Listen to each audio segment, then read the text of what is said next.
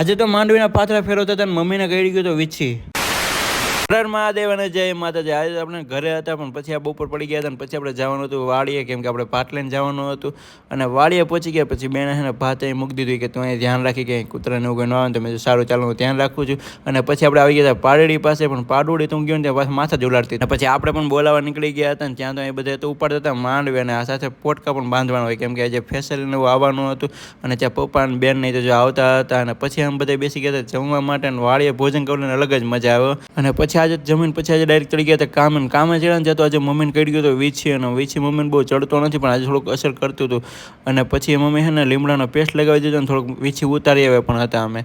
અને પછી ત્યાં તમારે ફેસર આવી ગયું હતું ને પછી યાર સારું કામ કરવું એટલે માતાજીને યાદ કરવા પડે, એટલે માતાજીને ગણપતિ દાદાને યાદ કરીને પપ્પાએ શ્રીફળ વધારે નાખ્યું અને સાથે કરી અગરબત્તી. અને પછી યાર માતાજીનું નામ લઈ લીધું હતું અને પછી કરી દીધું ફેસર ચાલુ.